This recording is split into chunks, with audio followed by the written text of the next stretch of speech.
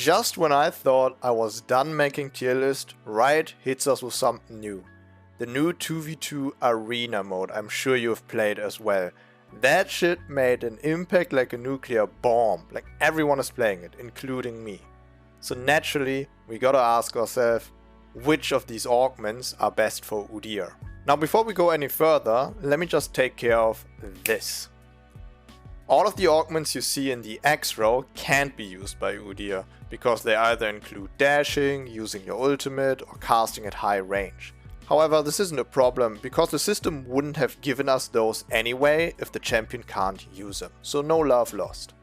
I'm gonna go ahead and read the effects off of my second screen here, because I think most of us don't know the effects by heart like we do items and runes. The arena mode is pretty new to all of us, right? So first off, we got Accelerating Sorcery. Casting an ability grants 8 ability haste. This effect stacks infinitely until the end of the round. So it doesn't even run out either, which is fucking nuts. This is a theme that will occur more often as we look at the augments. There's a lot of stuff that stacks infinitely, and to me that's always fun. You know, I like when stuff stacks, especially if it stacks infinite. You know, there's no limit to it, right? Gotta love it. Specifically, this is really good on Udyr. Every time we cast our ability, all of our spells have 6 to 4 second cooldown, right? And a global cooldown of 1 second in between. So we can just, at the start of the round, go Turtle, Phoenix, Ram stance, right? And we already stacked it 3 times in a row, and our spells are almost back up again. The other champions like Fizz, for instance, couldn't do that, you know? They would cast their W, their E, they can't cast their Q without an enemy around, and their E has a really long cooldown, which actually would be problematic for them to use right at the start of the round then. So right off the bat, Udyr can abuse this shit. Just spam, you know? Udyr is all about spamming. And towards the end of the round, you will get to the point where you can spam your spells so hard, you barely get auto attacks in between. It's just, all you have to do is just stand there and let Phoenix do the damage as you spam Turtle to sustain next to the enemy. So right off the bat, Accelerating Sorcery is a great rune. If you should happen to stumble upon it, definitely give it a whirl, you know, give it a try. You pretty much only have to build one more ability haste item, and the rest of your item build can be full damage or full tank. Like, you don't have to worry about ability haste for the rest of the game. It's great. This is an easy S tier right off the bat. Alright, next up we got Apex Inventor. I had the pleasure of playing this one 2 times already. For everyone who doesn't know, Apex Inventor grants 300 item haste, which is equivalent to 75% cooldown reduction for items. Now, I've played Khajiit Merchant Udyr in Arena, where we build Eclipse and Fimbulwinter, which are 2 shield items with an 8-second cooldown each. Now, if we get a 75% cooldown reduction on these shield items, it's gonna have around a 2-second cooldown, roundabout, right? Just crazy. Like, it's so tough to wrap your head around. It's crazy. I have a shield on Eclipse and Fimbulwinter, and the shields last longer than the cooldown the item has with Apex Inventor. I'll get a new Eclipse shield before the old Eclipse shield is gone, unless the enemy breaks it, of course.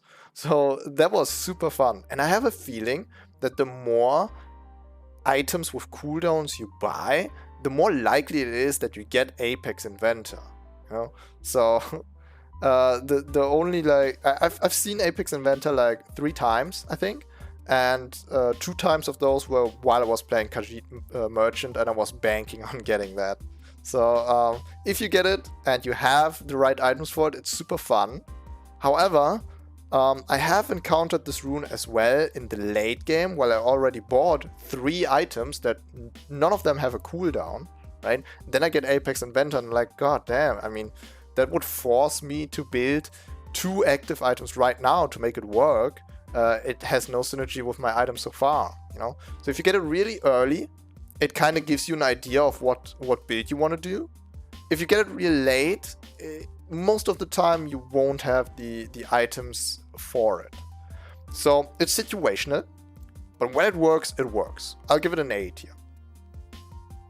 A for Apex.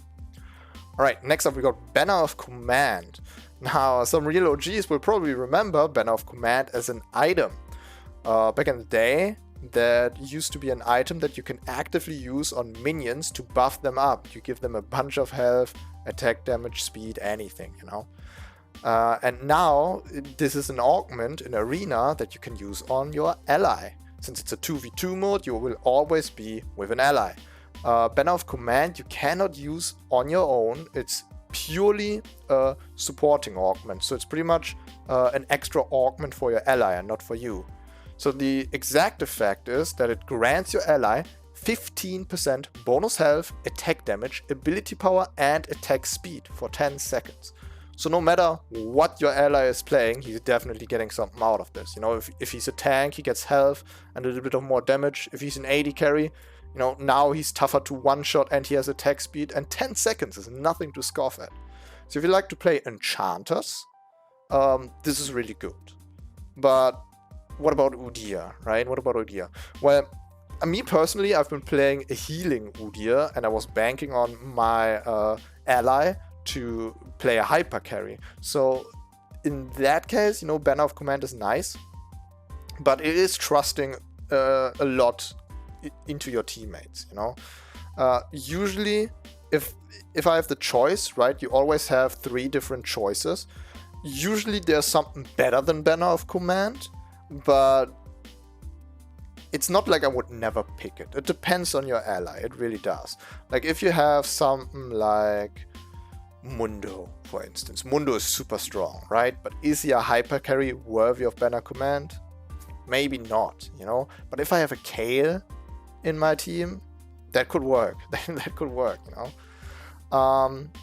That being said, yeah, there is runes that are better than that.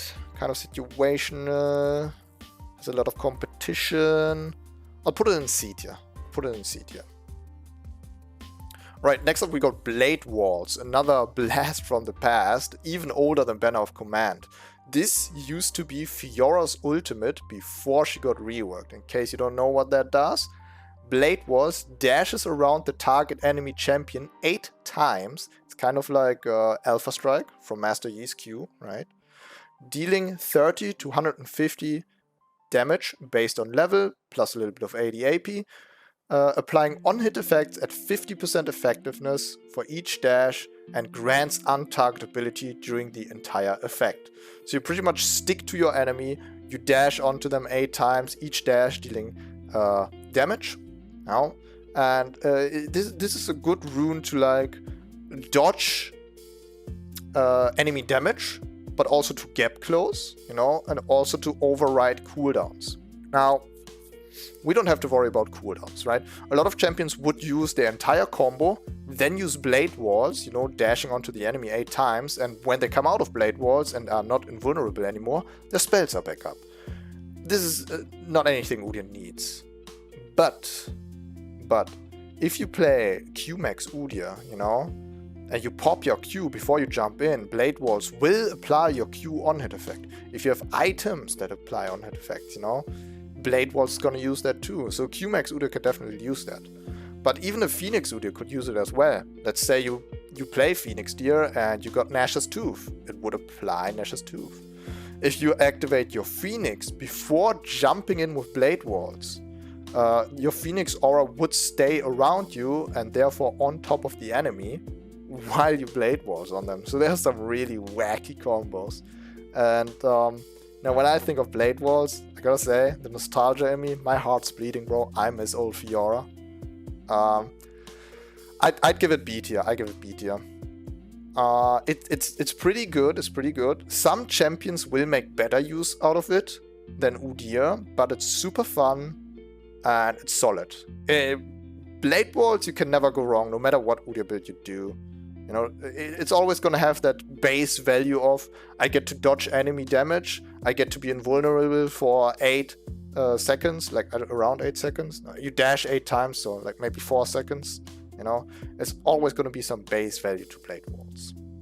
tier. Right, next up we got Blunt Force, one of the more boring ones. Increases attack damage by 10%. Now, old Udyr would have been all over this shit. 10% damage? The old Q Tiger Dot, I think on max rank, had around 180%, maybe 200% AD scaling.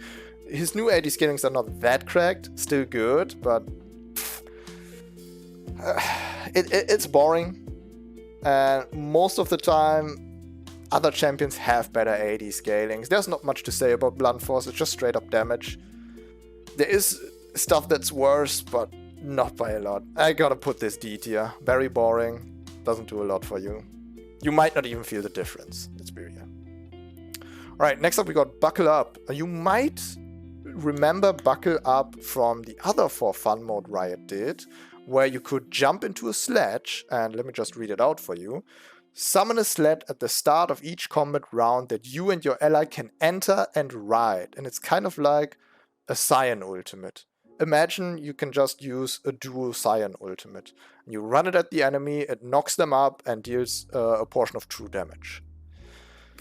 Me personally, I would never pick Buckle Up. I feel like that's purely a for fun rune and just for goofing around. There's too many walls, too many ways to juke and hide on the maps that you could hit your sledge. Because the sledge will break if you hit terrain. So oftentimes your enemies will just juke it and you get nothing out of it. So it's another D tier for sure. Alright, next up we got Buff Buddies. Buff Buddies, also pretty simple, just gives you a permanent red and blue buff. Now for the red buff, this is really nice. Udyr with permanent red buff, that shit slaps, especially in the early game. If this is one of the first augments you get, I'll say pick it. You're gonna get some nice early easy rounds with this, perma slowing and burning the enemy.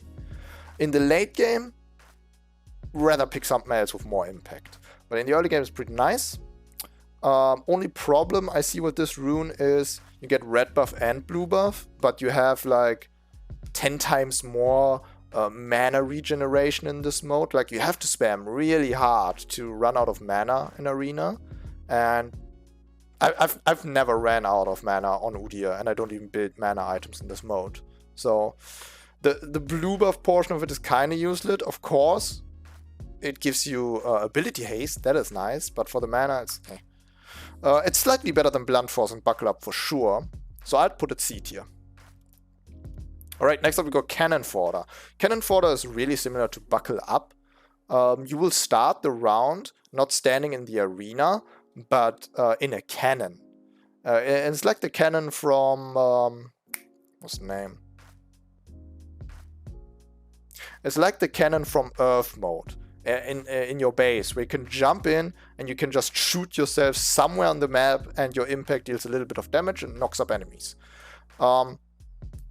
If you know where the enemy is, so like if your ally scouts ahead and you wait in the cannon and he gets vision on them, you can make some nice plays with this. Especially Udyr is able to use this cannon, because for him it's not too scary to jump into the enemy team. Some champions are too squishy for that, they have no way out, they wouldn't want to do that. Udyr can do that. That being said, I personally like to have straight up more healing or damage or movement speed for my runes. Cannon Fodder doesn't give you any stats. It's literally a hit or miss. So if you hit your cannon shot, it can have some nice impact in the early game. If you don't hit it, you're kind of screwed, you know? It doesn't give you anything for the rest of the round. Too goofy to put it anything higher than C tier, but I'd pick it over Buckle Up, I think, yeah. Because it's much easier to hit than Buckle Up. Alright, next up we got Castle. Really interesting. FYI, Castle is the only move I know in chess. So what that does is, it's pretty much like the old Urgot ultimate, where you can switch places with your ally. And it's instead of channeling, it's instant though. So you just press the castle button, so you just use castle, and you instantly switch positions with your allies. There's a lot of ways you can use that. Let's say, for instance, you play a supporting Udyr, and your ally is a hyper carry. And the enemy team plays something like Jax and Nocturne, you know, and they're all leaning on your hyper carry. You just use castle, boom, you know, your carry is out, and you are in. Perfect, right? Other scenario, maybe you play Udyr and your buddy's playing Riven. You know, Riven jumps into the enemy, you know, EWQ combo, you know, does her entire burst, and then she runs out of juice. You use castle, you jump in, now it's time for you to use your damage, and she has time to get her cooldowns back, you know? So there's a lot of ways to use castle. You gotta do it right, of course. If you time it wrong, if you don't talk to your ally, you might fuck it up, yeah? You might pull your ally out when he wanted to keep being in, you know? So, castle, I'd say you can only use when you're playing with friends, but I think Arena is best played with friends. I'd say for most runes, we will just think of the best case scenario, you know? Let's say when you use castle, you're playing with a pre-mate that you can talk to, and they can call for you doing castle. You can warn them before using it. In that case, I think it's pretty good. If you would play with a random, castle is D tier. If you play it with an ally and you talk to him, you know, a pre-mate and you talk to him, B tier. Best case scenario, B tier. And we will do the best case scenario for all runes, okay? Of course, some are situational, but we gotta give them like the proper situation so we can rate them. Alright, next up we got Celestial Body. Pretty standard, you know. Gain 1000 bonus health, but reduce your damage output by 10%. You're pretty much saying, I want to be the full tank, the massive tank. I just want to run people down. There's a few champions in the game that have max health scaling. For instance, I think Ornn, Mundo, Sejuani, and of course any champion you build Heartsteel on will deal more damage when you have more health. So Celestial Body is kind of a cheat code for them, because they get more health, but they also get more damage. So the 10% damage reduction is not too bad for them. Now Udyr, if you play a Heartsteel Udyr, you could make it work, but there are so many runes in this game, in this arena mode, that just give you straight up bonus. So Celestial Body feels kind of weird, because 1000 health sounds great, but I don't want to lose 10% damage even if I'm playing tank Udyr, you know? So I gotta put it C tier, I think. Like for Udyr specifically, yeah, it's not terrible. It depends on the build you're doing. But most of the time there will be another room I'd rather take over it. It also forces you into a very specific build, right? You have to play tank Udyr if you do this. So if you get it late into the game and you're playing a full AD Udyr, you're never gonna pick it, right? So that's a C tier. Alright, next up we got Chauffeur. Now I don't know why this is prismatic tier. This is goofy as fuck. This is another rune you can only use just as castle. This is another augment just like castle that you can only use if you're playing with a pre-mate. This needs a lot of you know, back and forth with your ally, talking to him, telling them what's up. So let me just read it to you. Become attached to your ally, just like Yuumi, right? For the rest of the game, granting them 100% of your bonus movement speed, as well as granting you 100 ability haste and 50% bonus attack speed. So, you are linked to your ally. You can't move away from them anymore. They move you now. It's really just like you are a Yuumi and you're attached to them. They get your movement speed, so overall you are moving faster together, but you're always together. So if the enemy uses AoE, they're always going to hit both of you. So that's something to keep in mind. If the enemy has a lot of single target You can go for Chauffeur. If they have a lot of AoE, you're pretty much playing into their hand, right? If you always grouped up like that. That being said, it's pretty interesting that your ally gets your bonus movement speed. Because you will have a lot of bonus movement speed on Udyr, especially when you use your E. Now imagine this. My ally is a melee champion. Something like Xinzao. Anything melee, right? Xinzao, Master Yi, whatever. And he's running at the enemy. Now if I use my E while I'm attached to my ally, he is getting my E movement speed. You know, it's like I'm making him use ram stance and I can speed him up. You know, and once we get close to the enemy, you know, I can hit him with my stun. You know, I'm a stun that he's carrying with him. I'm a stun bot as long as he gets me in range. I can also use Phoenix while I'm attached to him, and I'm like a 24-hour frost storm around him. Pretty cool, you know, pretty cool. You also get 50% bonus attack speed, so you kind of crack cocaine. Now, the thing is, you have to have a really good pre-made that you can talk with and, you know, strategize with how you're going to engage in fights. If you pick Chauffeur in arena mode while you're playing with someone you don't know, it's just a random, and you pick Chauffeur, they're gonna int, bro. They will not be happy about you picking this, and you won't be happy about it either. So we're gonna rate it, of course, for the best case scenario that you're playing with a pre-made, because I feel like that's the 2v2 intended way. But I just wanted to let you know about the dangers of picking this with somebody you can't talk to, because you literally use your privilege of moving around on your own. You're completely stuck with your ally. So, that being said, with a pre-made, similar to Castle, you know, just talk to your pre-made and you can make it work. It's pretty fun. Okay, next up we got Circle of Death. Circle of Death is actually an augment I was hunting for on my last stream, and we got it 2 times, and it was pretty fun when we played the full healing Udyr.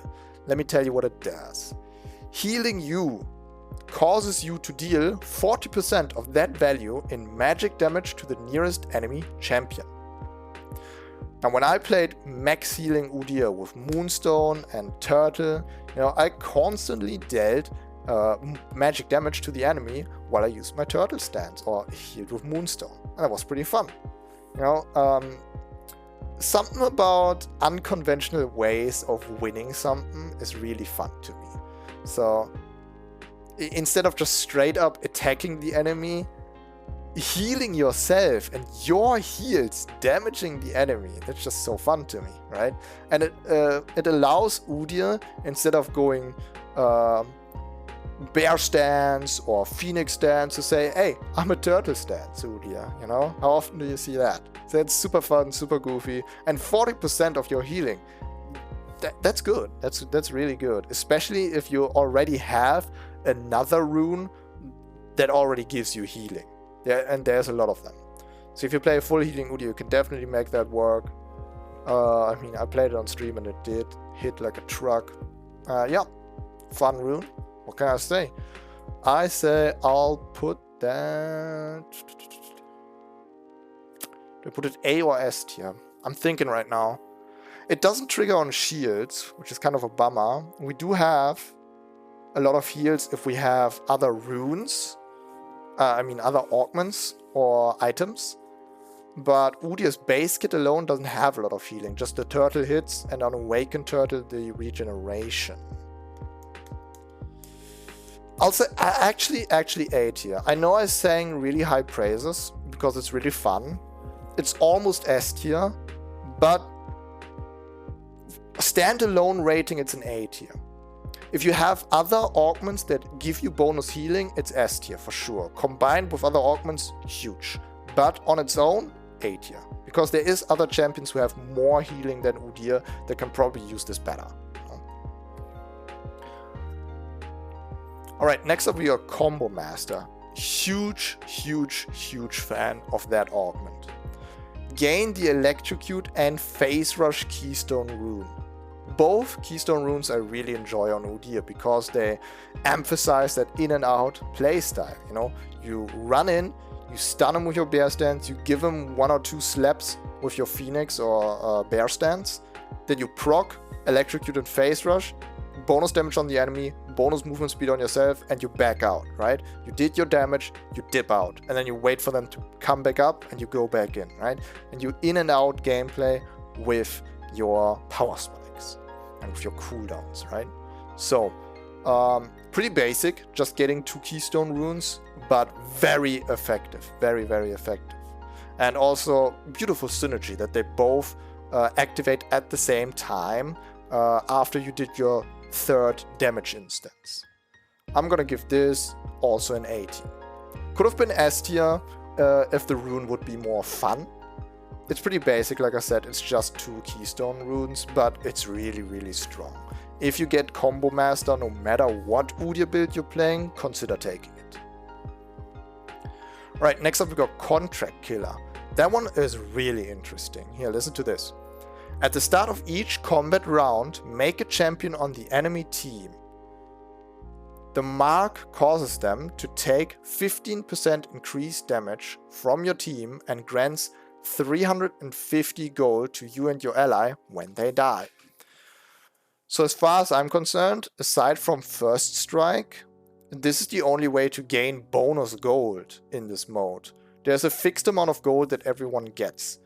If you have Contract Killer, each round can potentially give you 350 bonus gold. So each 2 rounds you get 700 gold and you can buy an extra potion, for instance. The potions in the store above you cost 700. So that can definitely increase your odds on winning rounds. But on top of that, you get 15% bonus damage permanently on the guy that is marked with the contract. So that gives your team an easy target, you know, and just focus this guy out that we deal bonus damage to, and then we take care of the other. That being said, there's also negatives to this. Let's say your enemies are playing a cancerous combo like Taric and Silas. I've played against that quite a few times already. Usually the way you play that is you focus out Taric, because Silas is getting his own heals and Taric heals, but Taric is only getting his heals. So take care of Taric, and then Silas is alone and you take him out next.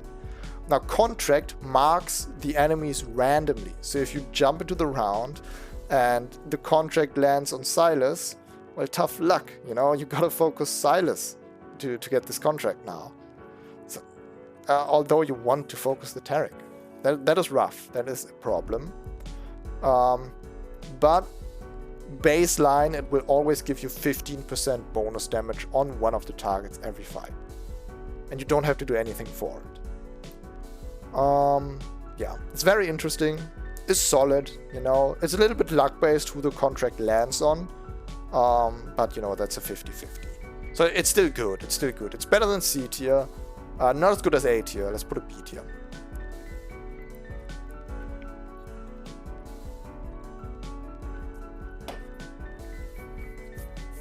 Alright, next up, Courage of the Colossus. Immobilizing an enemy champion grants a shield that absorbs 200 plus 6% maximum health damage.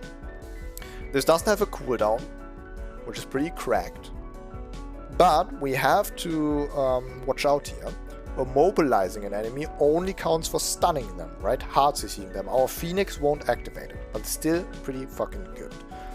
When I played full sustain Udyr, the last stream, I played arena mode.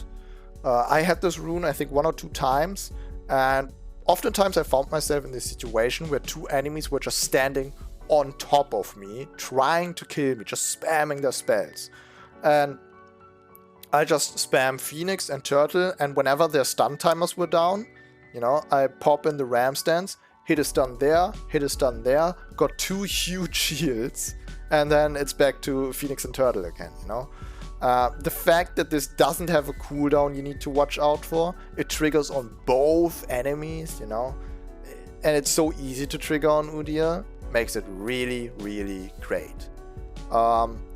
Now, I did say it scales with 6% of your maximum health, so it might not be too crazy on a like full 80 Q-Max Udyr, but if you play a Phoenix Udyr, 100% solid rune. Phoenix Udyr, even if you build full AP, you're gonna have some health items in there, you know. And if you play a sustain Udyr like me, it's completely cracked. Always solid rune, easy to trigger, easy to spam on Udyr. That's an S tier. Courage of the Colossus is superb. Try it out. You won't be disappointed. Alright, next up we got Dawnbringers Resolve. Upon dropping below 50% maximum heal, upon dropping below 50% maximum health, heals you for 30% maximum health over 3 seconds. So it's kind of like the old Volibear passive. It automatically activates once you're below 50% health and you heal a bit, you know? Little bit like a Volibear passive, kind of like a Mundo ult, but it activates on itself. It's decent. The fact that it activates at 50% already is pretty good. If it would activate at 30%, you know, that would probably be too late against a lot of champions that are running around with execute damage, you know, and that get bonus damage on you while you're low on health. So that kinda helps you from being one-shot. If you play a sustain Udyr, it's a decent rune. It's not the best, but it's really decent. You can pick it. If you play an aggressive Udyr, you're better off taking more damage instead. There are better sustain runes in the game than Dawnbringers Resolve. I'd say it's a little bit champion specific. So like I said, if there's champions like Viego or Pyke who are just sitting there, you know, foaming at the mouth, waiting for you to drop below that threshold that they can execute you with their ultimates, this rune is pretty good, you know, because they focus you out, then you heal back up and they realize, oh shit, we can't take this guy down. And then they have to focus your ally, but by then it's too late. So if you want to fuck with some people who got execute ultimates, pretty good. If not, consider taking something else. I'll put it C tier. You know, the fact that you heal these 30% over 3 seconds, it kind of takes too long. If it would be 1.5 seconds or maybe even 2 seconds, that would be good enough. But there's so much damage in arena mode. I could imagine moments, like if you're not a tank Udyr, that you can't get the whole Dawnbringers Resolve out and you might die. So, alright. Next up we've got Defensive Maneuver. Speaking of sustain, Defensive Maneuver casts both barrier and heal on you and your ally. Now, it's pretty nutty that your ally is not only getting the heal spell, but also the barrier spell. So you're both giving you and your ally a heal and both a shield. If you play a supporting healing Udyr, that's pretty fun, you know? That's really fun. The good thing is, unlike Banner of Command, it's not just helping your ally, but also you. You know? Banner of Command, you give your ally a buff, and you just say, go, please do something. You know, Defensive Maneuver, it can help you and it can help your ally. So good. It's good for yourself, you know. And I would even say, because it instantly heals and, you know, instantly shields, it's better than Dawnbringers Resolve. It's just what I'm saying, you know, instant effects are usually better in this mode, unless you have a really specific build, like a burn build or something, you know. So Defensive Maneuver, I'd say is a B tier. Yeah. I didn't get the chance to pick it that often yet. If I make really good experiences with it, I might even put it A tier. But, you know, 2v2 mode hasn't been out for this long, so some of the runes we're talking about I haven't even played yet. Most of them I have seen and played, but some I didn't get it yet. I didn't get them yet. Alright, next up we got Deft. Similar to Blunt Force, just really dumbed down. Grants 50% bonus attack speed. That's it. It gives you bonus attack speed. If you play an on-hit Udyr, it could be cool, but attack speed Udyr was much nicer on the old Udyr. It's not that great on the new one. It's super boring. It's D tier. It's D tier. Just like Blunt Force. Like, I don't know why you would go into arena mode, you know, and pick some fun, wacky runes, and then you get offered Deft, which just straight up attack speed and you take it. If your champion has really good attack speed scaling, like something like Kale or Vayne, for instance, I'll get it. I get it. I get it. You want to win, okay? But I'm here to have fun, you know, and Deft is like, ugh. It's not even that good. Udyr is looking for a little bit of utility, you know, not just stats. Alright, next up we got Demon's Dance. Demon's Dance gives you Fleet Footwork and Grasp of the Undying. So another one of those combo runes. It's alright. It's alright. It's not as good as Combo Master, I'd say. Like a Phase Rush Electrocute combo is better on Udyr than a Fleet Footwork Grasp of the Undying. Now, I don't want to beat a dead horse here, but yes, I've been playing a lot of Sustain Udyr. I've had this rune one time. It was decent, but not crazy. Like, it's nice to have, but it's not crazy. I'll put it B tier. Alright, next up. Alright, next up we got Die Another Day. I hate it. I hate it. Before I say anything about how good it is or how bad it is, I hate it. Because it's just Kindred ult. Everyone can get a Kindred ult in these mods. Everyone can get a Kindred ult in this mode now. It's so dumb. If you watch my streams, you know, you will have heard me rant about Kindred. I hate her. I ban her very often, especially with the Kindred meta that lately happened. Because her play is just denying your play. By perma-kiting, and if you finally get into her range, she just uses her ultimate and waits for her team. It's so boring, and now everyone can do it. Now that being said, it's not terrible. There's a lot of champions in arena mode that if you play Phoenix Udyr, they will out-damage you and you won't win a damage race.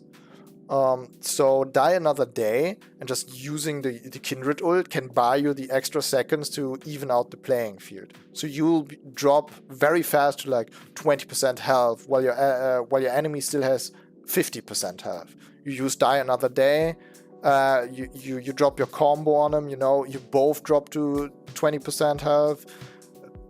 The ult is finished, you both get a heal, but you get your turtle on top, you know. Maybe you stacked up some other effects you had on the side. So it's good for buying some time. I took Die Another Day one time to save my ally because I was playing with a hyper carry and I was like, okay, if they jump you, I'll just use this for you, okay? But I never picked it for myself. I wouldn't want to do that, to be fair. It's decent. Udyr doesn't need it as much as other champions. It's probably best to take for hyper carries. I'd put it D tier. Hate it. Don't like it. Alright, next up we got Dive Bomber. Your team's first death each round creates an explosion at the location, dealing true damage equal to 20% of the target's maximum health to enemies within 500 units. Now 500 units, that's a little bit bigger than Morgana W, or a little bit smaller than a Veigar E. It's not too big, but if you're a melee champion, especially something like Udyr, and you lock people down with your stuns and you slow them with your Phoenix, it's very likely that you will use Dive Bomber. Now that being said, I would only pick Dive Bomber if you and your ally are both melee champions, because it will only activate on the first death each round. And if the enemy plays it well and they focus out your hyper carry who's ranged, they'll most likely not getting hit by that explosion, right? So it's kind of playing around, either you're both melee or you die first, and that's just something Udyr doesn't do. Udyr is a survivor. Udyr will sustain. Udyr will survive every fucking situation. So it's weird to pick a rune. So it's weird to pick an augment on him that wants him to die to have an impact. You know? So It's decent, but a little bit too goofy. I'm thinking either C tier or D tier. True damage 20% of the target's maximum health. That is pretty good damage.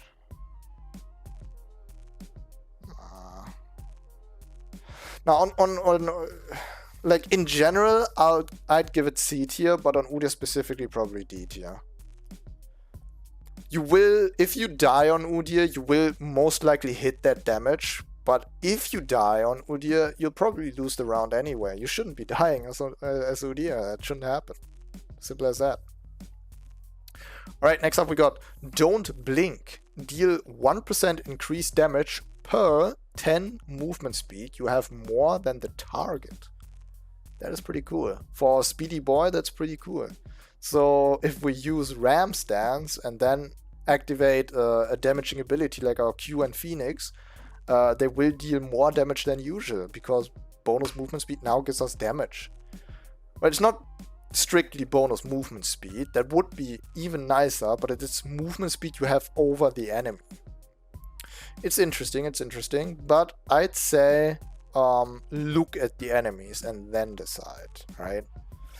If they have something like Heimerdinger and Zyra, who hide behind their shit and they're not fast, they can't run fast, you're gonna get a lot of bonus damage on them.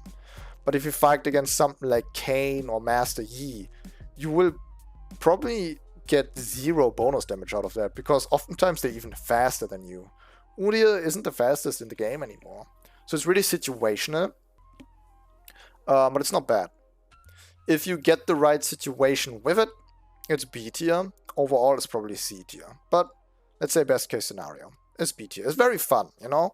You could play a full speed Udyr and see how much bonus damage that gives. Why not? You know, try it out.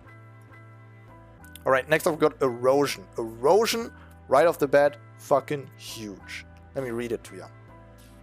Each instance of damage dealt to an enemy reduces their armor and magic resistance by 1.5% for 4 seconds, stacking up to 20 times for a total of 30% resistance reduction.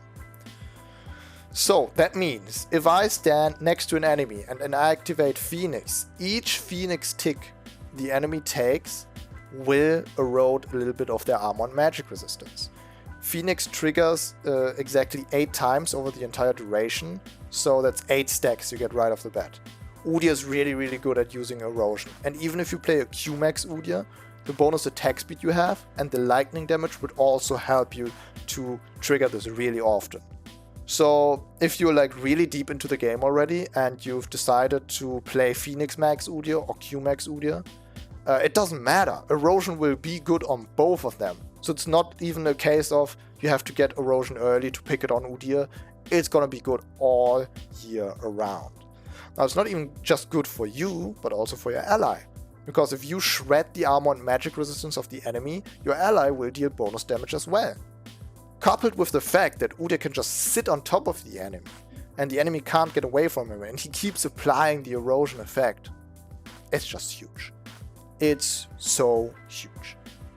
We don't have to talk about it. This is like Black Cleaver on crack cocaine. This is an S tier. And I don't give those out easily, as you see. We got 3 in S tier right now.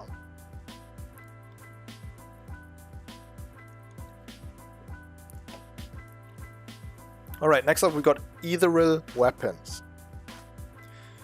Ethereal Weapons.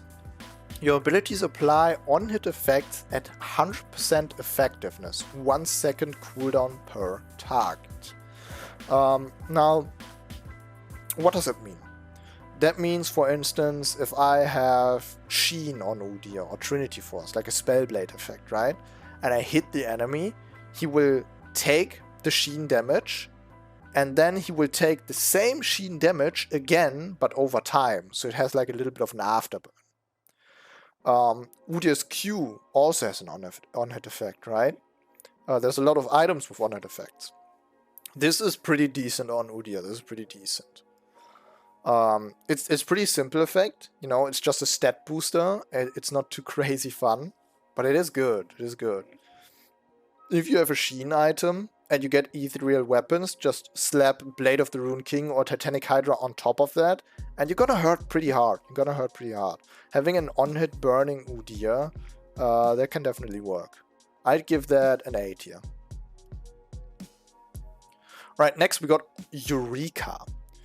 Eureka gives you ability haste equal to 20% of your ability power. Not too crazy, but with the right build, it can definitely get out of control. Picture this, right? You have a lot of ability power and you got a Rabadon's death cap on top, right? You're just playing full AP Udyr and you get this. Now 20% of your ability power you gain as ability haste. You will have like close to 150, 180 ability haste, and you will be able to spam your Turtle and Phoenix way harder. Now you put so much points into dealing damage by building ability power, but now you also get more sustain because you can spam your Turtle harder and your Turtle shield will be bigger with all the AP you have. It's a pretty nice interaction. Now obviously, that being said, if you play a Q-Max Udyr and you get this in the late game, it's trash. Like, you don't want that. It's alright. Spamming harder on Udyr is always fun. It's not as good as accelerating sorcery, which gives you bonus ability haste every time you use an ability. That will always outscale Eureka. Like, even if you play a lot of AP on Udyr, you won't have as much AP to like outscale accelerating sorcery after like half the round is over. So it's another just straight up stat booster, but not too crazy. It's very situational because you need a lot of AP to make it work. I think it's not really made for Udyr. I think it's more made for ranged control mages who just want to spam their spells and deal more damage doing so. Yeah, the more I think about it, the more I just want to put it in D tier. Sue me. Alright, next up we got Evocation. Channel for 4 seconds, restoring 60% of your maximum health and maximum mana over the duration. Upon completion, also gain 50% bonus movement speed for 2 seconds. Not too shabby. It doesn't have a cooldown. It's a summoner spell with no cooldown. So every time the enemy gives you some space, let's say they are playing around getting a plant and you're in another corner, you can use Evocation to get some health and mana back. So even when they go to a plant to get health, you don't need the plant anymore. So that takes a lot of pressure away from you. That is nice. That being said, you don't really need the mana. And it channeling for 4 seconds doesn't allow you to move or do anything else. So it kind of depends on the enemy team. Let's say they have Red Cane, for instance, and you use Evocation. He will just run at you, even through walls, you know, and just use his W to knock you up and interrupt your Evocation. It's a little bit rough. Evocation also only gives you the bonus movement speed upon completion. So if you break the channel before the 4 seconds are through, you're not gonna get the bonus healing and shielding. So it's not like you can cast Evocation, you see the enemy, you break Evocation, get bonus movement speed, run away, and then cast it again, right? That would be way too cheesy. You only get the bonus movement speed after the 4 seconds. So really situational. You have to have the right enemy to be able to use these. Like I said with the last example, if it's Heimerdinger or Zyra, and they're just hiding in their corner, right? They are not gonna come to you and break your Evocation. So, but if you have enemies that push you hard, it's a problem. It's not too good. It's better than what I'm seeing here in D tier, so let's put it C tier. Alright, next up we got Executioner. Really simple stuff. Deal 15% increased damage to enemies below 50% of their maximum health. Scoring a champion takedown resets the cooldown of all your basic abilities. Now, we don't really give a fuck about getting our cooldowns reset like that, you know. That's not too crazy on the DR. The 15% bonus damage is nice, but Contract Killer is an augment in the same echelon, you know, and it gives us 15% bonus damage the entire time, not just when the enemy is below 50% health. Executioner is not really made for Udyr, because the cooldown reset, it's like made for champions like Katarina, you know, champions who jump in and they need their resets. Udyr doesn't really need that.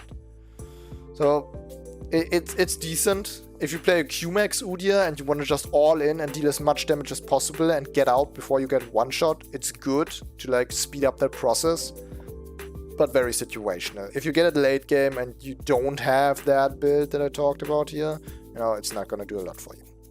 I'd put it D tier. Right, next up we got Extendo Arm.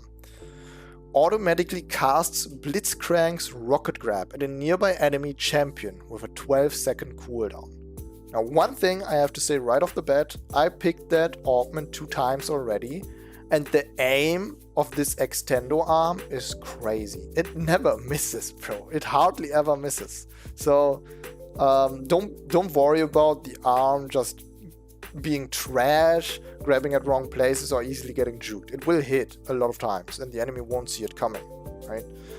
That being said, you don't have control over when it happens. It will cast automatically the first time it's in range, and after that every 12 seconds, you know? So you kind of have to like keep that cooldown in mind, and just you have to anticipate, okay, when is this happening? There will also be situations where you want to kite away from the enemy and you don't want them near you, but Extendo Arm will grab them near you. So that loss of control is a bit of a problem. If you play Sustain Udyr like me, and you have a hyper carry ally, that can be pretty good, because you're most likely peeling your ally by grabbing enemies away from them. But it's very, very situational. It's very, very situational. Also, it doesn't deal any damage. It won't give you any stat boost. It's purely utility. It's very goofy, kind of situational. If you can make it work, it's great for you. I'm gonna have to put it C tier. Alright, next up we got Fallen Aegis. Not the biggest fan of this one. At the start of each combat round, gain a shield for 12 seconds that absorbs 50 to 350 magic damage and grants crowd control immunity. So it's pretty much just Morgana Black Shield. Thing is, that shield doesn't stay on permanently until it's popped. It just breaks after 12 seconds. So if the enemy just plays around you for 12 seconds, you're fucked, right? You are forced to instantly engage the enemy at the start of the round, and not every Udyr build will want to do that, you know, and not all of your augments will have to do that. Let's say you have accelerating sorcery, and you gain ability haste every time you cast an ability. You will want to stay away from the enemy and spam spells to get your ability haste first, and then engage the enemy. Fallen Aegis puts you on that 12-second timer to be like, okay, buddy, you gotta engage before I leave, you know, before my shift is over. So, I hate it. I really, really hate it. If you really want a crowd control spell shield, just buy Banshees. But don't go Fallen Aegis. Trash. D tier. Every time I see an enemy who picked Fallen Aegis, I'll just call my ally to play around him for 12 seconds and run away, and he's getting nothing out of it. It's too easy. Alright, next up we got Feel the Burn. Pretty standard, nothing too crazy. It simply gives you the Ignite Summoner spell. Me personally, I don't think that's broken at all. There is anti-healing items in the arena shop, and I don't think Ignite is strong enough to like compete with all the other prismatic level stuff. It's not D tier, but it's C tier. If you get Feel the Burn really early, you can definitely cheese some early wins with it, but it won't do too much for you in the late game. I don't think it's that good.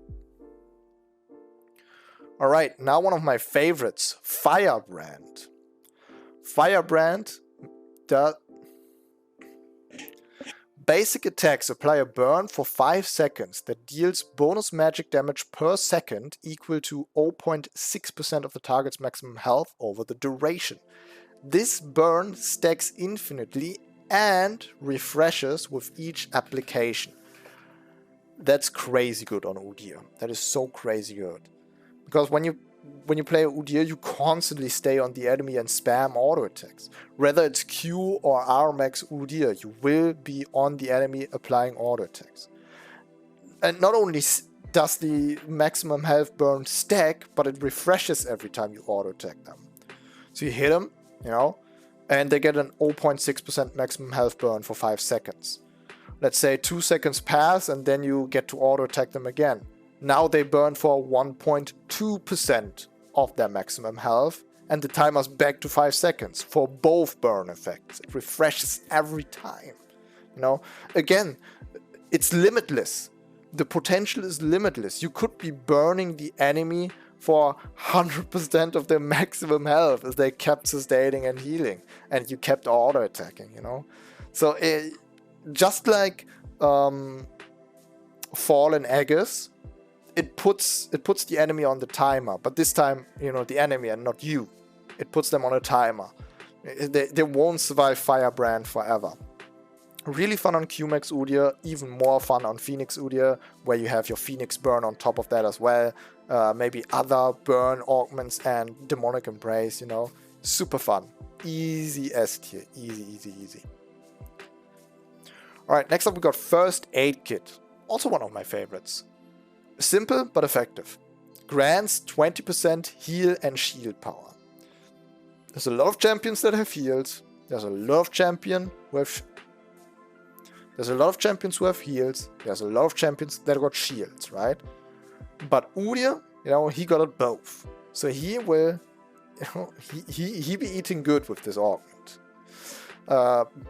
Yeah, if you play a turtle sustain Udyr, you have to pick this. If you play a tank Udyr, even then you have to pick this. Just 20% on top is super great. It's just like another support item in your pocket. That being said, it's pretty boring, you know.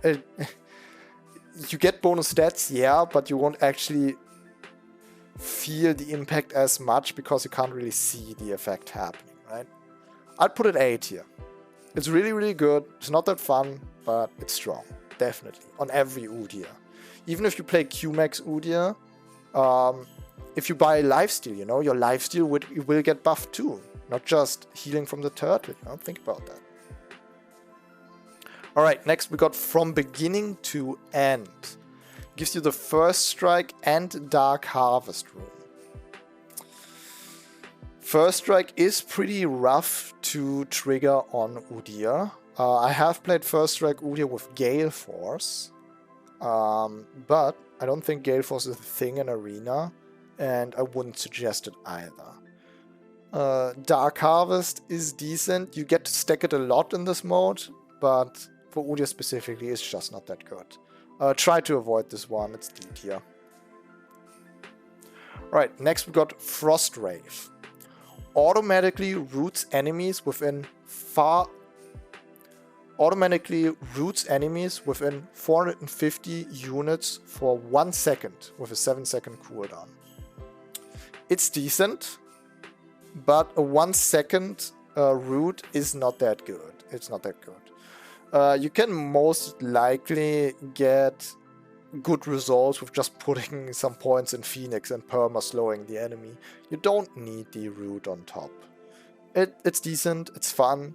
It would be better if you could choose the timing to activate it, but the fact that it automatically activates, you know, usually it activates once you get close to the enemy.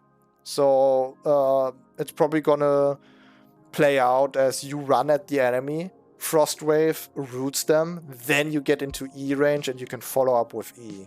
It's nice to get an E range, I guess, but other than that, I don't really see the value, you know. It's decent to make you stickier. It's not too crazy. It's better than D tier.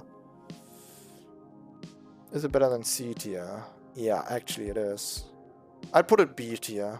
You can give it a try.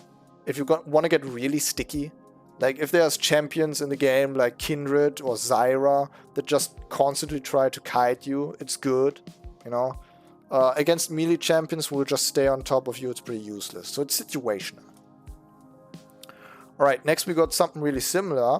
Frozen Foundation is also about locking down the enemy, stopping them in their path. It pretty much gives you an Anivia wall as a summoner spell. Nothing too crazy. I personally don't like it that much because there's a lot of champions in this mode that can jump walls. It also removes your Flee summoner spell, which gives you bonus movement speed running at and away from enemies. Yeah, if I had to choose between the standard spell Flee and Frozen Foundation, I'd probably pick Flee. So that says a lot about Frozen Foundation. Alright, another prismatic, Goliath. Goliath is crazy good. Grants 35% bonus health, 15% adaptive force, and 50% increased size. So you're gonna be a huge fucking Udyr. Very fun rune. Very, very, very fun rune. If you ever wanted to just feel like a titan, you know, running down the enemy and slapping them around, having them kite you and just cower in fear, you know, this is great. And it just gives you straight up stats like crazy. That being said, if the enemy has a lot of max health damage, maybe it's not the best, because it will give you a lot of health. So it will give the enemy more damage in that manner.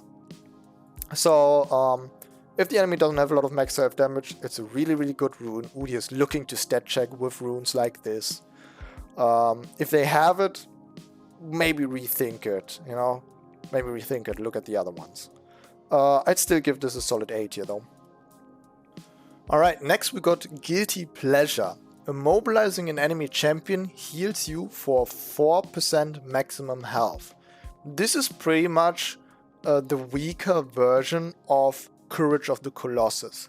Luckily, Courage of the Colossus is prismatic and Guilty Pleasure is just a silver augment. So you will never have to choose between the two. They are not in direct competition. Rather, you can combine them, you know. Every time you will stun people with your ram stance, you will now get a shield and a heal. If you have the chance to combine them, I'd say do it 100%. That is really situational though. It will always be good. 4% every time you stun people with your ram stance, you know. There will often be situations where you put in your boar stance for a shield, you run at the enemy with your ram stance, you hit him, you finally stun him, you know, and now is the time where you want to use your Phoenix and Q, but goddamn, they did a lot of damage on you before you even got to engage. You kind of want to put your turtle stance in again. This really helps you here, because now you've gotten a heal after stunning them with ram stance. You don't need the turtle stance as much anymore. You have some extra time to put in Phoenix or bear stance, and then you can use a turtle again. So, no, pretty decent. You can spam it easily on Udyr. I say that's an 8 here. The only thing I'd have to complain about this is it could be higher than 4%. Like something like 6% would be nice. But it would be unbalanced on other champions then. Like for instance, Ornn or Poppy have way more hard CC than Udyr, and can spam it a little harder. That being said, still very good on Udyr. Right, next we got Ice Cold. Your slowing effects reduce the movement speed of targets by an additional 100 movement speed. Base 100 movement speed. Really good on becoming sticky when you're playing Phoenix Udyr. You know, we talked about Frost Wraith, which roots the enemy when they're close to you. This is pretty much the better version.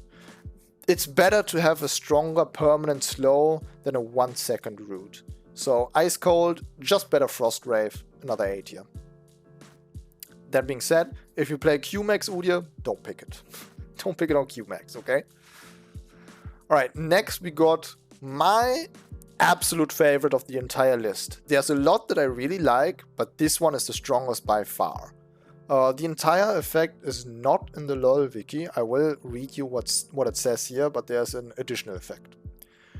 Your abilities apply a burn for 5 seconds that deals magic and physical damage plus 2.8% bonus AD and 2% AP per second over the duration. This burn stacks infinitely and refreshes with each application. So just like Firebrand, but with your abilities, okay? Which is crazy. With Firebrand, you had to auto-attack the enemy over and over and over again to stack up that burn, right? With Conduit, it's not just your auto-attacks, but your abilities, right? Your abilities. So when I use Phoenix Stance and I'm standing next to an enemy and they take like Phoenix ticks, multiple Phoenix ticks, right? Every single Phoenix tick will up the ante on that Infernal Conduit burn. I think there's hardly a champion who can stack it up faster than Udyr. And now, I know when I read it, I said your abilities apply a burn for 5 seconds. That might be true, but Udyr's auto attacks are abilities if he gets his on-hit effect on the first 2 auto attacks. Those do actually trigger ability effects, right? So if you, for instance, trigger Q stance and you hit the enemy 2 times, that will give you 2 stacks of Infernal Conduit. So nobody stacks this harder than Udyr. Completely broken. There's a good chance you get second or even first place just by having this augment. Definitely pick it every time you see it. But it gets even better, right? It has a bonus effect that every time you burn the enemy with this Infernal Conduit effect, your cooldowns get reset by like 5 or 10%. So you constantly burning the enemy also constantly reduces your cooldowns. I've had a moment on stream where I was playing just Phoenix Udyr, you know, and my cooldowns were reset so fast I didn't have time for a single auto attack in between. It was just Phoenix Turtle, Phoenix Turtle, Phoenix Turtle, over and over and over. I was unkillable. And I constantly dealt burn damage around me.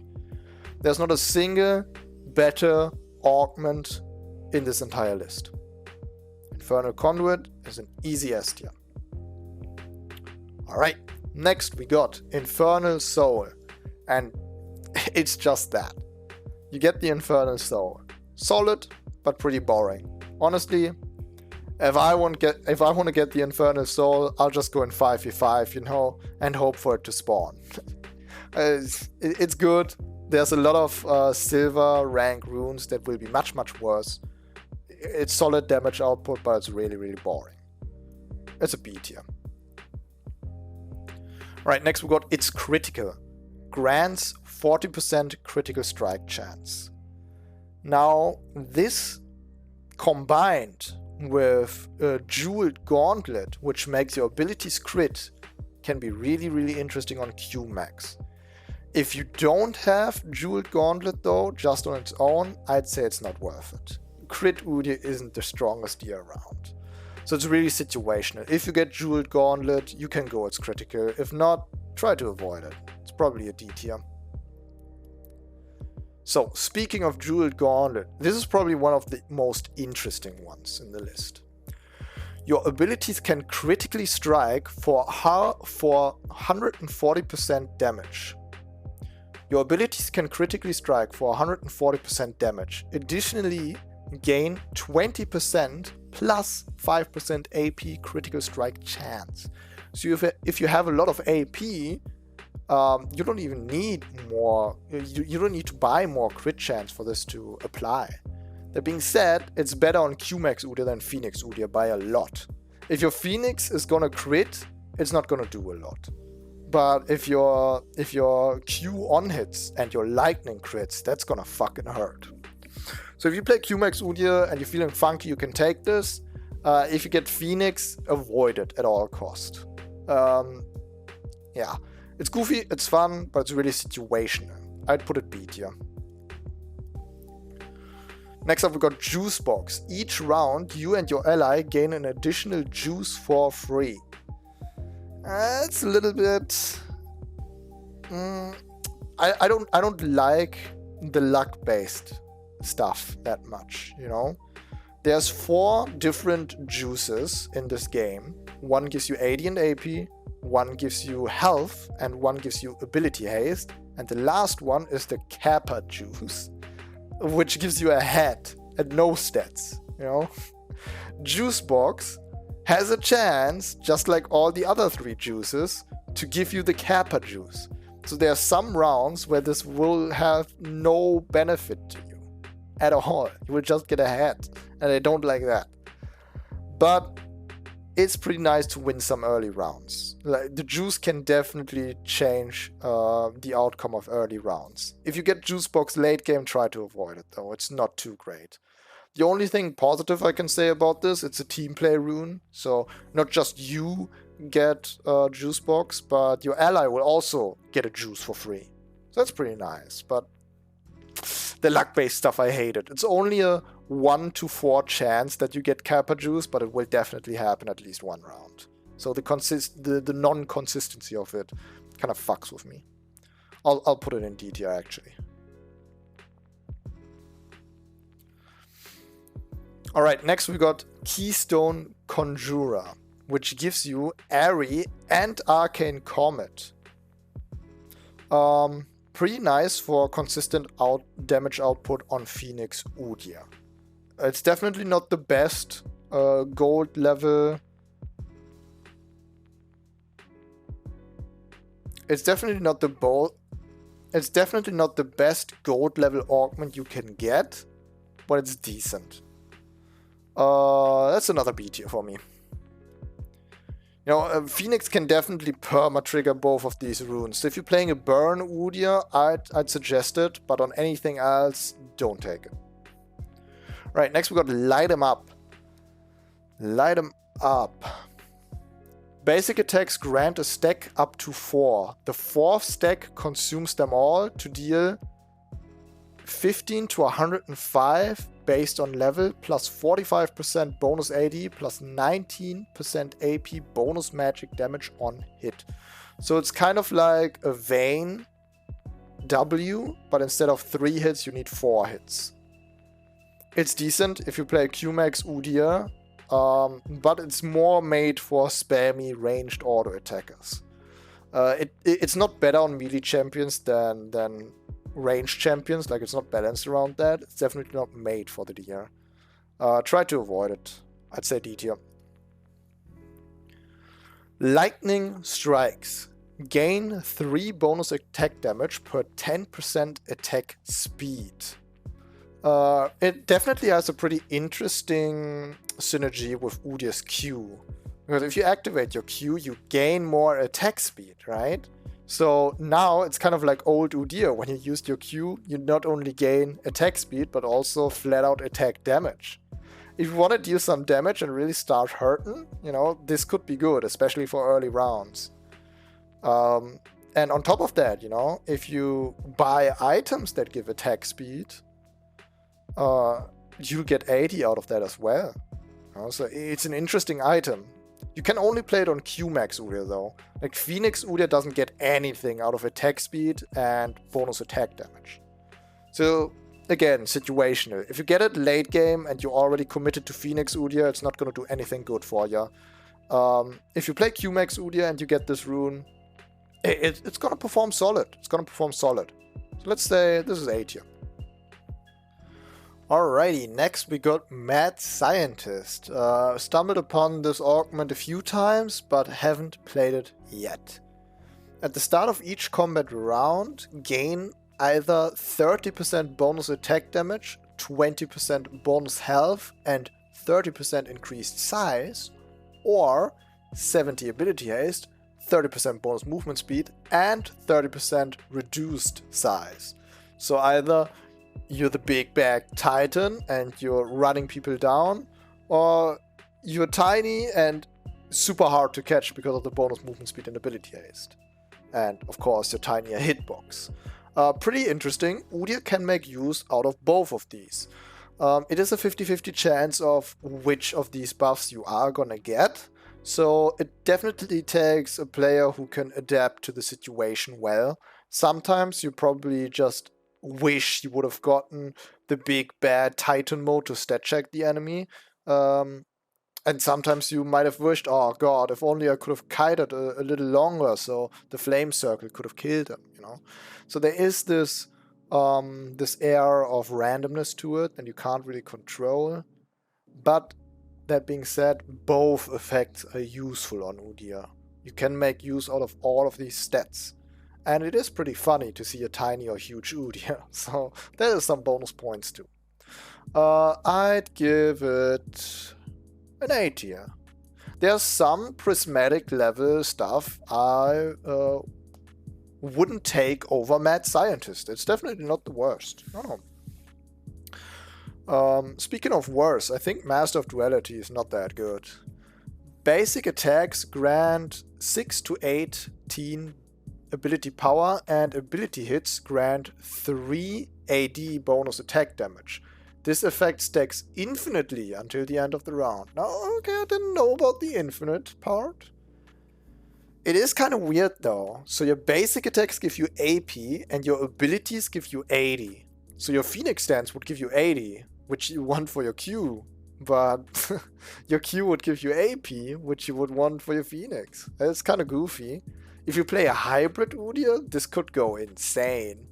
But I think on Q Udyr, it's good enough already. Yeah.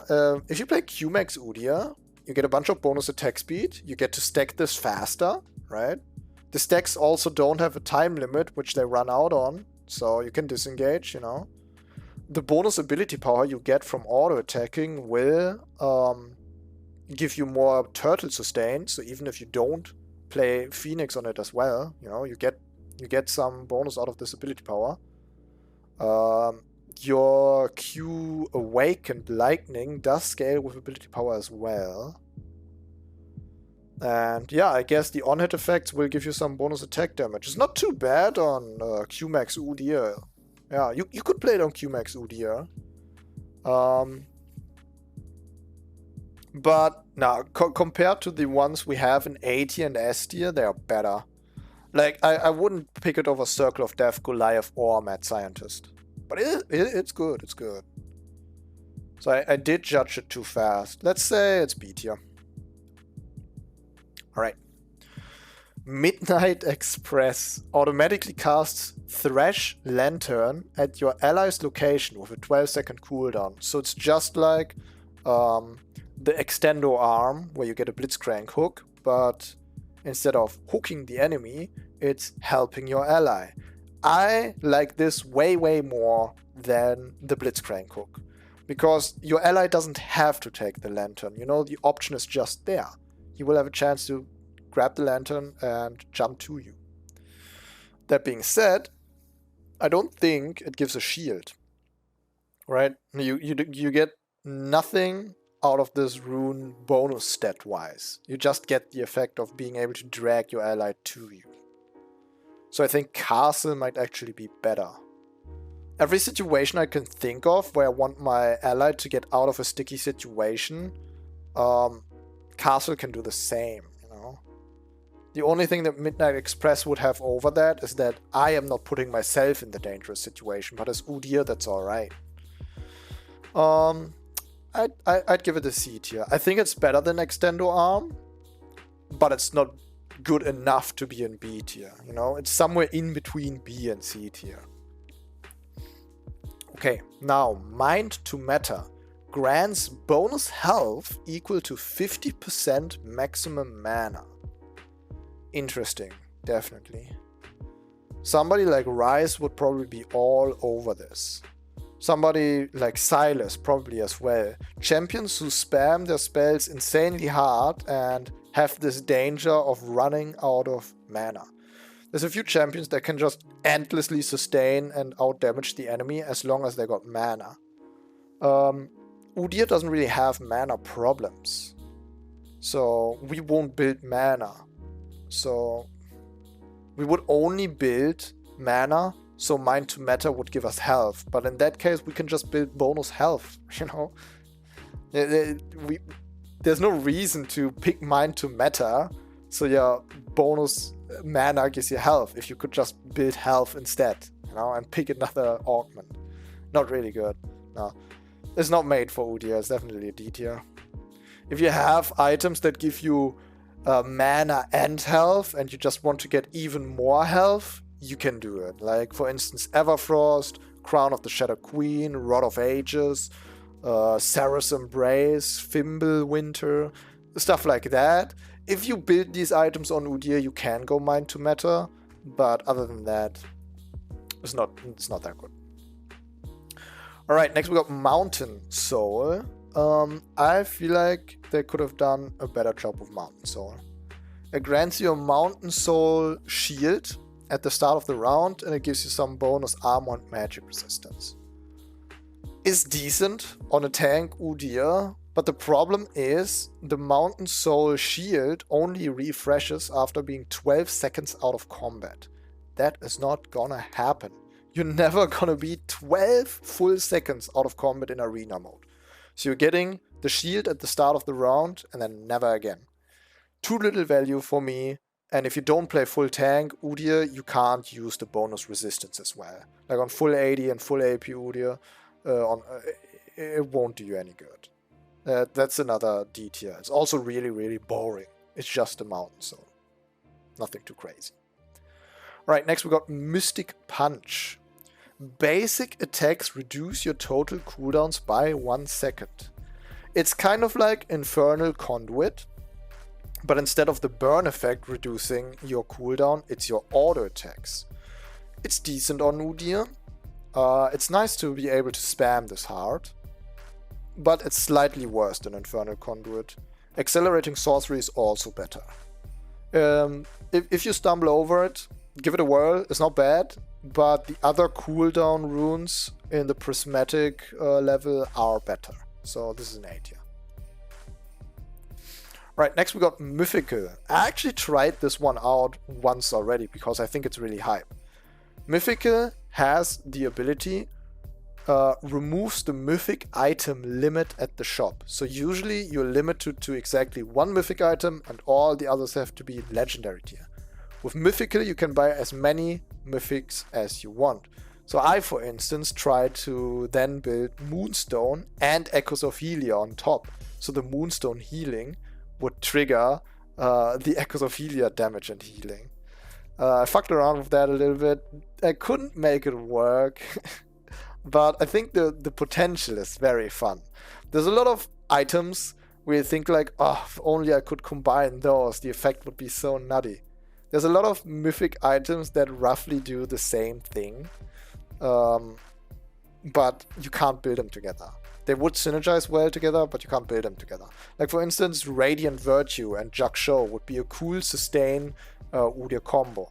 You start the fight, you activate your Awakened, and that activates Radiant Virtue.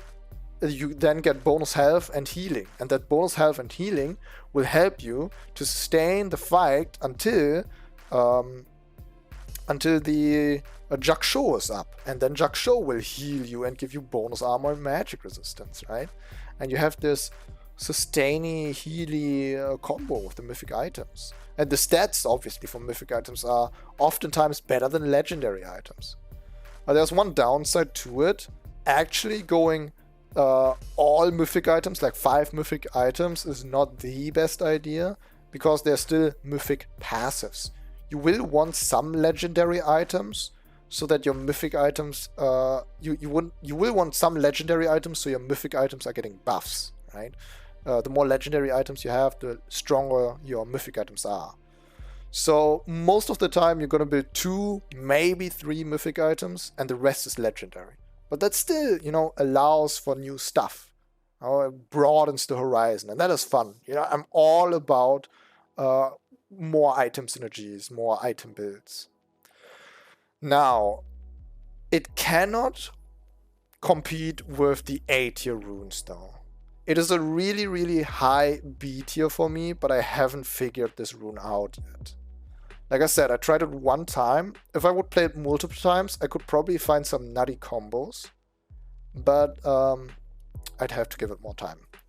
So it's a high B tier, potentially A tier. You can try it out and have some fun with it. Alright, next up we got Now You See Me, which I just noticed actually can only be triggered with a flash or a dash, so Udyr can't actually use that, and that's another one that belongs in the X tier. My bad. Okay, next up we got Ocean Soul. It's slightly better than Mountain Soul because it has constant value the entire arena fight and not just, you know, at the start. But again, it's pretty boring. C tier. If you want to have Ocean Soul, play the 5v5 mode, bro. Arena is there to have fun. Okay, next we got OK Boomerang. OK Boomerang automatically casts Sevious Q zyra every 7 seconds. This is getting abused a lot by zoning control mages like Zyra, Malzahar, Brand, Heimerdinger, you know, who keep you at arm's length. They have their plans and their stunts set up, right? And if you don't engage, you just get poked down by the boomerang. And if you engage, you know, they got their little fucking arena of doom, their gauntlet that you have to run through. On Udyr, it's not that good. It's not that good. You can actually combine it with Seradia's Grudge or Rylai's Crystal Scepter and get a slow on the boomerang. That is pretty hype. So if you run down the enemy, the boomerang shoots in front of you, hits the enemy, and Seradia's Grudge slows the enemy then. That's pretty cool. So you can fuck around a little bit with spell effects when it comes to OK Boomerang. But overall, it's not too good. It's more for poking champions to gain even more poke. For melee champions, it's not that good. It's not that good. It's a C tier. It's fun though. Like, that saves it from D tier. Right, next we got Omni Soul. Omni Soul, pretty interesting. Now we're talking, right? This is like the only Dragon Soul thingy that I can fuck with. It grants you 3 random Dragon Souls. So for instance, you could get Hextech Soul, Cloud Soul, and Infernal Soul. Obviously, you can get really unlucky and get 3 shitty ones, but the odds are pretty high that you're gonna get at least 1 or 2 good Dragon Souls after getting Omni Soul. Yeah. It's just a straight up stat boost and not a bad one. I'd say it's a B tier. Not too exciting, but it's very useful. Like, if you want to win with the deer, you can pick this up. Okay, next up we got Perseverance, which is pretty much just a set passive. It grants you 500% base health regeneration, increased to 1000% while below 25% maximum health. So you just have this constant stream of healing. If you combine Perseverance with Circle of Death, it's super interesting, right? Because Circle of Death damages the enemy every time you heal. That also counts on regeneration. So your constant regeneration is gonna be a constant poison to the enemy. If you ever have the chance to combine Perseverance and Circle of Death, please do it. Twitter DM me, send me the video. I want to see that. I have yet to try that out, but I think it's gonna be insanely fun. Everything that puts the enemy on a timer is just so fun. Obviously, this rune is made for a tank Udyr. If you're too squishy, you can't make use out of the regeneration. For squishy Udyrs, instant heals are better. So it does force you into a specific Udyr build. If you're not tanky-ish or at least bruiser, you can't pick Perseverance. But if you do, it's good. It has some fun interactions with other runes that buff healing or use healing. So I'd give that an A tier. Alright, next we got Phenomenal Evil. It's pretty much Vega as an augment. The effect is abilities hits against enemies permanently grant 1 ability power with a 1-second cooldown. Now, right off the bat, I can feel through the screen you're asking yourself, how does that work on Phoenix Udyr? Does Phoenix constantly give him ability power? And the answer is yes and no. So Phoenix deals damage every 0.5 seconds, right? And the effect has a cooldown of 1 second. So not every Phoenix hit is getting you 1 ability power, but every second Phoenix tick is getting you 1 ability power. So if the enemy just stands in your Phoenix, or you stand on top of the enemy with your Phoenix, rather, right? Every second you gain 1 ability power. And like we said, with another augment, if you use your abilities actively, your first 2 auto attacks have an on-hit effect. This on-hit effect trigger spell effects. So yes, Udyr's auto attacks can give you ability power as well. This rune stack's crazy good. I played it 1 time already, and I've gained over 250 ability power in the game. And it was like late mid-game, almost late game when I had that ability power. Pretty good. Like it's on Udyr you can get the worth of 2 ability items, maybe like 3 if you stack well. So definitely good, very fun. Would I put it S tier? Yeah. I like stacking. The Phoenix AP scaling is good. The W AP scaling is decent. And hardly anyone makes better use of this one than Udyr. I put it S tier. It's good. Right, next we got Quantum Computing, which is pretty much a Camille W, but it's all around you in a very big circle. It deals tons of damage and slows the enemy. It's good. It's really good. If you just want straight up damage and being able to chase down the enemy, because it also applies a slow, this is good. If you play Phoenix Udyr, it's kind of overkill. It's really good on all-in Q-Max Udyr, but don't pick it on Phoenix. That's kind of overkill. Unless you play like full AP Phoenix, then it can like add to your combo. But yeah, this is like for all-in Udyrs. There is more fun runes, definitely. This rune automatically triggers after a few seconds. You don't have much control over it. It's fun to look at. It's decent. I'll give it B tier. Right, next we got Rabble Rousing. It's pretty much the equivalent to Accelerating Sorcery, but for healing. Casting an ability heals you for 2% maximum health. That's the effect. Not much to say here. Udyr spams like crazy, and every time you use a spell, you get 2% health. Pretty damn good. 2% is not that much though, but the fact that you can spam it this hard, probably no one can use this better than Udyr. I'll give it A tier. Alright, next we got Recursion. Very simple effect, grants you 60 ability haste straight up. Now on its own, I probably wouldn't pick it, right? There's a lot of items you build on Udyr that give you ability haste anyway, and even with just 30 ability haste, you can play Udyr decently well. But there is augments that scale with your ability haste. For instance, I think there's one that gives you more movement speed the more ability haste you have. So that would combine really well with that. So if you get that, you can combine it, but on its own, not too strong. It's better than C tier. I'll give it B tier.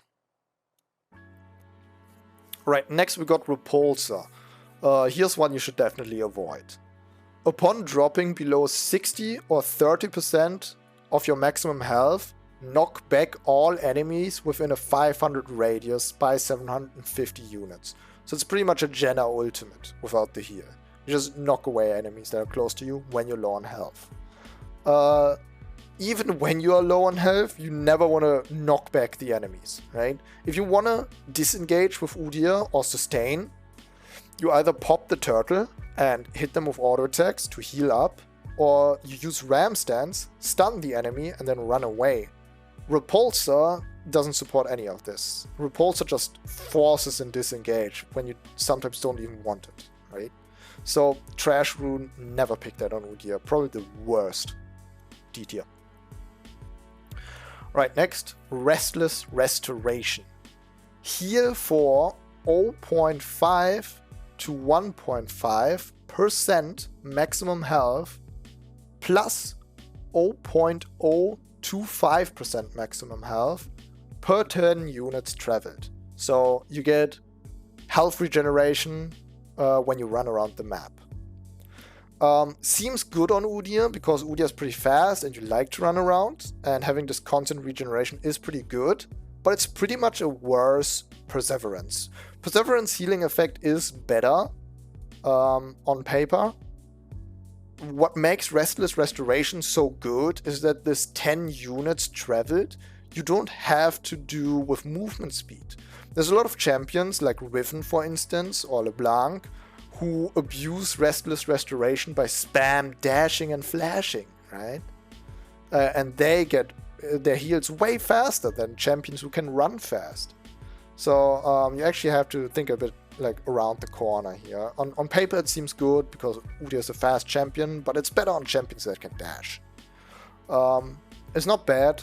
There's runes that are worse, but it ain't crazy either. If you have like a full movement speed Udyr build, you can give it a shot, but I'd give it a seat here. Alright, next we got Scoped Weapons. Scoped Weapons is probably one of the best runes you can get on Udyr in this mode. It increases the range for melee champions by 200. That just gives Udyr straight up a ranged stun. A ranged point and click stun. It's like you have a Twisted Fate gold card in your hand. It's really, really good. Yeah, not much to say about it. Like, people cannot run away from you anymore. This is the one weakness Udyr has. He needs to gap close to the enemy to apply his stun. If he gets 200 bonus range, this is easy as fuck. That's an easy S tier. It's better on QMax Udyr than Phoenix, but it's good on both. Always consider taking this one when you see it. Right, next we got Searing Dawn, another team play rune. Your abilities mark enemies, causing them to take 24 to 160 based on level bonus magic damage from your allies' basic attacks or ability hit against them. 0.5 second cooldown per target. So, if our ally would have enough attack speed to attack every 0.5 seconds, we could get... Yeah, we could get a Searing Dawn damage proc on every Phoenix tick. It's pretty nutty. So if you're playing with an ally who spams a lot of auto attacks, definitely consider playing Searing Dawn, right? Searing Dawn, Phoenix Udyr, solid as fuck. QMax is decent, but not that much. It's like for the supporting Udyr, and I can respect that. Yeah, there's definitely champions who can't use this as well. I've seen the rune once already. I didn't have a good ally with it, so I didn't try it. I feel like if I would try Searing Dawn with an 80 carry, I'd be mad impressed with it and I'd give it S tier. But I have to be honest, I haven't picked it yet. So I'll give it A tier. On paper, it seems really, really strong. Alright, next we got Shrink Ray. It's a really interesting one. Basic attacks reduce the target's damage dealt by 15% for 3 seconds, and it refreshes with every auto attack. So if you keep auto attacking an enemy, he keeps dealing 15% less damage. It's like a small perma exhaust. If you want to duel somebody in a 1v1, this is pretty good. So for instance, the enemy is Master Yi and you are Udyr. It's like, oh goddamn, how do I win this damage race? Sometimes it's not about having more damage, but, you know, cucking the enemy's damage. If you Shrink Ray that Master Yi, it's going to be much easier to fight him. On the other hand, this is also good for peeling for your ally. So if 2 enemies are jumping your ally, you just attack both of the enemies, you know, and reduce both of their damage by 15%. Pretty fun rune. I'd say that's another A tier. Because it's good in dueling, but also good in peeling, right? There's always room for this one. There's always room for this one. Also, quick disclaimer. I know I said rune a million times this video already. I don't think I can fix that.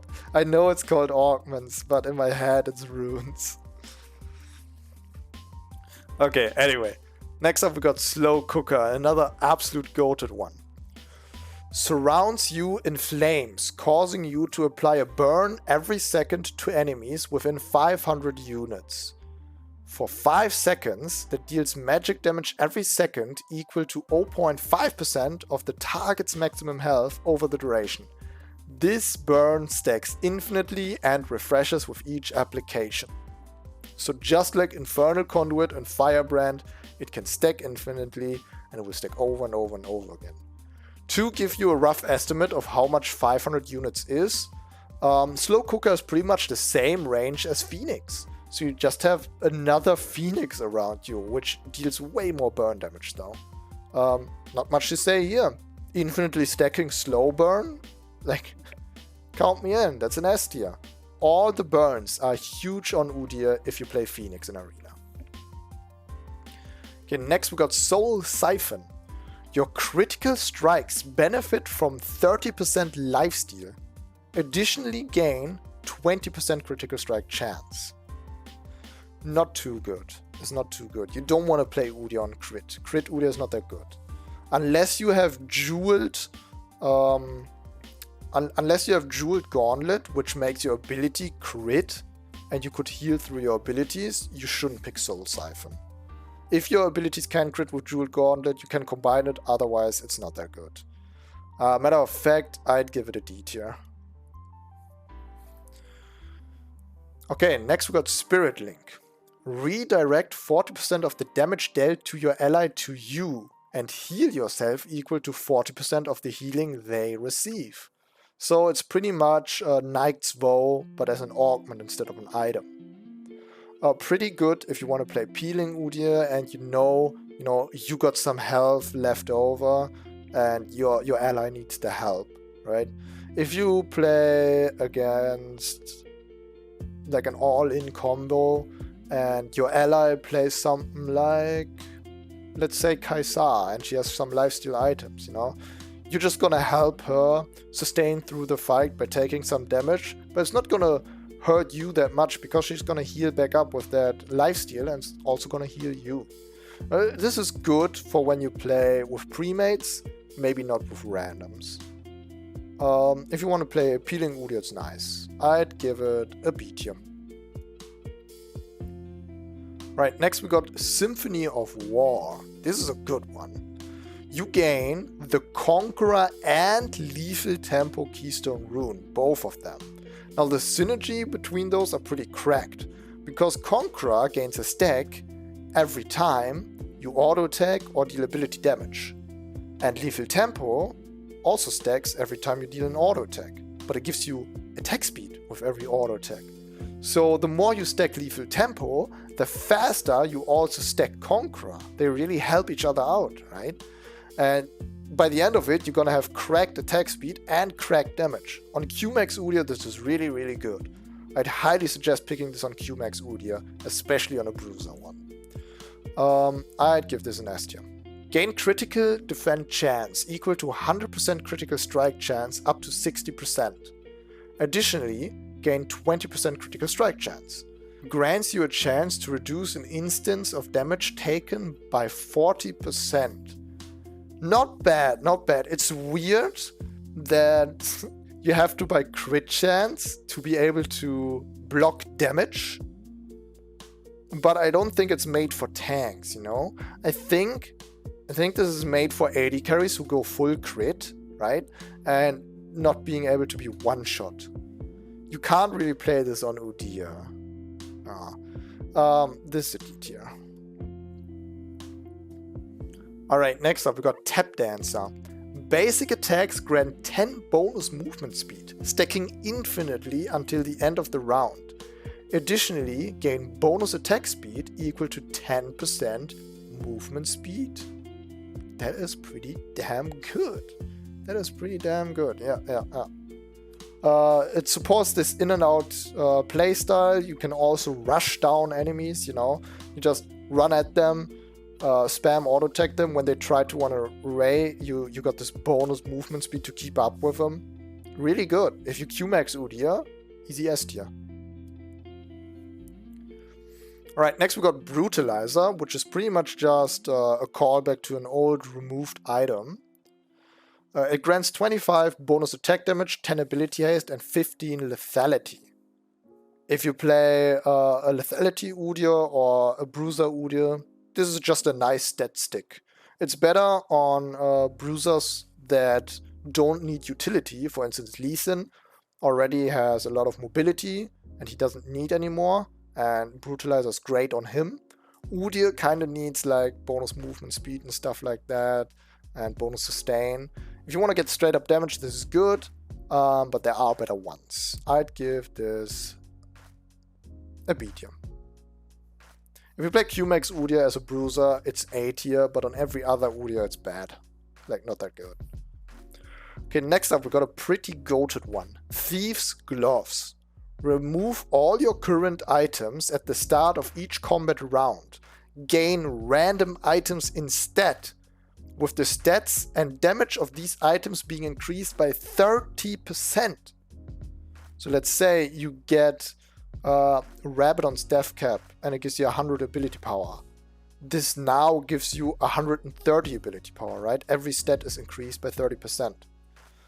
Now, the downside of this usually would be, oh no, I get completely random items. Some of them might be really trash. So let's say you play Draven. You're full 80-80 carry, right? And you get tank items and AP items and you can't use them. Shit sucks, right? But on Udyr, every stat is useful. If you get Thieves' Gloves, I highly suggest you try it out. You might get some crazy item interactions with it. All your items are stronger. You can use every stat, and you never have to pay money for items again. That means all the gold you get from winning and losing rounds, you can just spend on juice. You can constantly juice yourself up. So, in my opinion, this is made for the deer. Definitely consider going Thieves' Gloves. Alright, next we got Thread the Needle. Grants 25% armor penetration and magic penetration. Again, we have a case of Udyr being able to use both stats here. He's not going to just use only the armor penetration, but also the magic penetration, since he does a lot of mixed damage. This is really good against tanks. If the enemy is looking to one-shot you, you shouldn't take this, but against tankier targets, this is really good. It's situational, but definitely nice. This is an A tier. Right, next we got Tormentor. On paper, it seems really good, but let me tell you why it's one of the worst runes ever. Let me read the effect. Immobilizing an enemy champion inflicts them with a burn for 5 seconds, dealing magic damage every second equal to 0.8% of the target's maximum health over the duration. This burn stacks infinitely and refreshes with each application. Now you're thinking to yourself, oh my god, it's another one of the burn gang. It's just like Firebrand, it's Infernal Conduit, it stacks infinitely, right? It's not that good. Immobilization is only hard CC, so it doesn't trigger on our Phoenix. It only triggers on our Ram stance, right? On our Ram stance stunts. The effect only lasts for 5 seconds, and Ram stance can only be applied every 6 seconds, and on max rank every 4 seconds. So, like, reapplying the burn is damn near impossible. It will almost always run out before you can stun the enemy again. Yeah, it doesn't work on Udyr. It's horrible, unfortunately. That's a D tier. Right, next we got Typhoon. Basic attacks fire a bolt of an additional target that deals 30% AD and applies on-hit effects at 100% effectiveness. So it's pretty much a really strong Hurricane. This is really good on Udyr, actually. If you play QMax Udyr, getting this bonus on-hit damage on another enemy and not just a single target will really help you in skirmishes.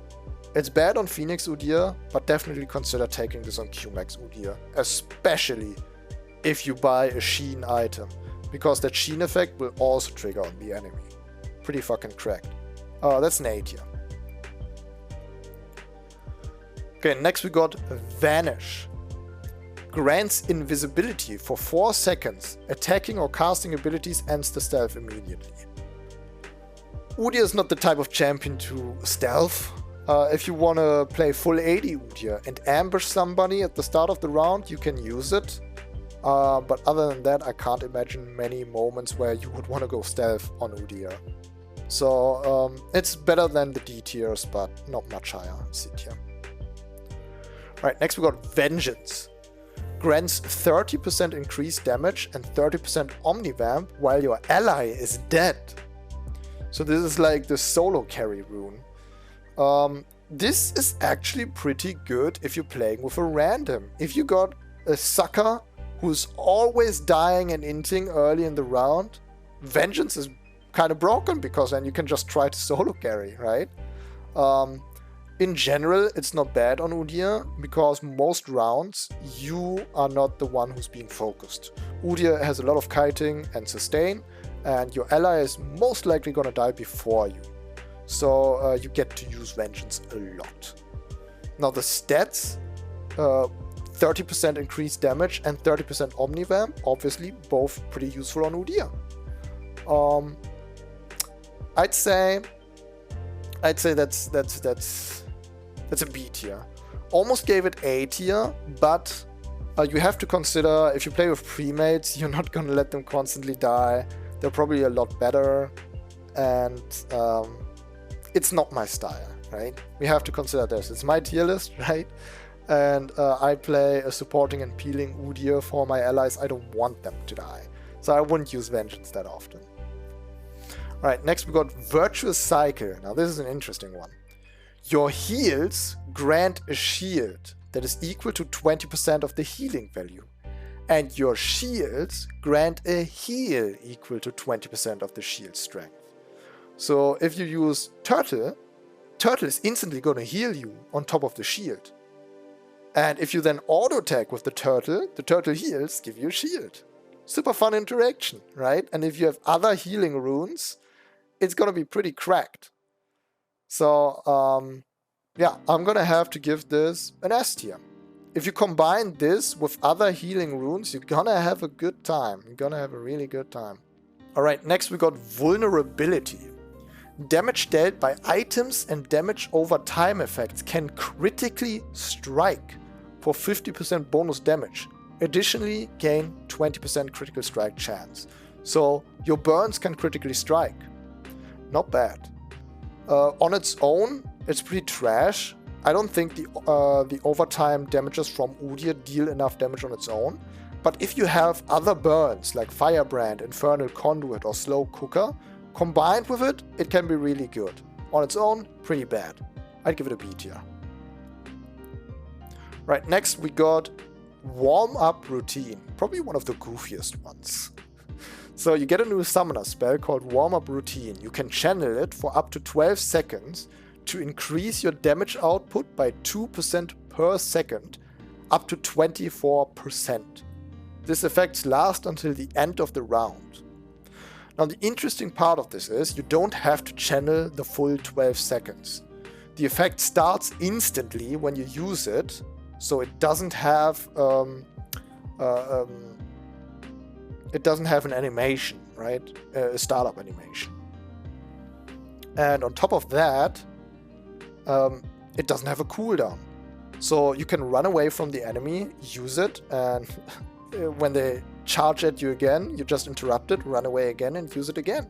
And try to get as much bonus damage as possible before fighting the enemy. There will also always be the time where you are at the start of the round on one end of the map and the enemy's on the other side of the map, and you will get these 3 seconds of warm-up right off the bat. So this will give you 6% bonus damage for the rest of the round instantly, right? Before they can interrupt you. You can also weave it in between abilities instead of using attacks. If you're good with this rune, you can get a lot of value out of it. It's fun, definitely. You can also trigger this rune by dancing instead of using the summoner spell, so I like it. You know, it's fun, it's goofy. And if you use it right, you can get up to 24% bonus damage. A tier. Next we got Willing Sacrifice. Here we are, back again with the peeling Udyr. When your ally drops below 30% of their maximum health, reduce your current health by 30% to grant them a shield equal to the same amount for a short duration. Again, just like Castle, you know, this is all about playing with a premade and trying to protect their premade, and Udyr throwing themselves in dangerous situations. But Udyr can survive these dangerous situations. If that's the way you want to play, you can do it. I haven't picked up this rune yet, but I wouldn't be against it. I'd give it a B tier. The one thing you have to keep in mind is your ally will not play around getting this shield when he's low on health if they're not your premade. Right? You have to tell them. Otherwise, they're just gonna panic, oh my god, I'm low on health, and disengage. All of a sudden they get the shield and they won't use the shield because they're already disengaged. With premates, this is pretty good to play around with. With randoms, you can't really use it. Right, next we got another blast from the past. Windspeaker's Blessing. Used to be one of the old runes before it got reworked. Heals and shields grant the target 45 to 105 bonus armor and bonus magic resistance for 3 seconds based on level. Really, really, really good. With the amount of times Udyr can spam shields, getting this bonus armor and magic resistance is cracked. Easy S tier. Right, next we got Wisdom of Aegis. Used this rune once already. Pretty interesting on Udyr. Listen to this. Grants 1 level and an additional level every other round. Removes the level cap. So after level 18 it just keeps going up. This is interesting specifically for Udyr out of all champions. Because you can't max all of your abilities, right? This is a huge problem with Udyr. You can put 6 points in R, 6 points in W, and 6 points in your E, but you won't have a point left over for Q. You can also put like 3 points in Q, and then 5 in W, 5 in E, and 5 in R. But you will never have all 4 abilities with 6 skill points. This rune changes that. You can actually have all skill points on Udyr, and you will get your skill points way faster than anyone else. You will outlevel everyone else in the game. Really interesting rune. The first time I got it, I had it in the first few rounds, so I got to scale insanely hard into the late game. If you get this rune in the mid to late game, strongly consider not taking it, because you get a bonus level for each round that passes. Obviously in the late game and mid game, not much more rounds are gonna pass. If you get it in the early game, definitely take it though. It's another S tier, I'd say. Nobody makes better use of this rune than Udyr. Alright, next we got Witchful Thinking. Straight up just grants 70 ability power. Pretty boring, but Udyr can use this ability power pretty well with his Phoenix and Turtle scaling. I'd give it a B tier. Next up we got With Haste. Grants bonus movement speed equal to 200% ability haste. Really interesting for Udyr. Udyr likes both of these stats, and speeding around like this does sound like fun. I'd give this an S tier. And last but not least, we got Sonya's Epiphany. This removes your Flee summoner spell and instead gives you the Zhonya's active. You get to use Zhonya's on your summoner spell and be in stasis for 3 seconds. Zhonya's is pretty good on Udyr. You can use your Phoenix and then go into Zhonya's.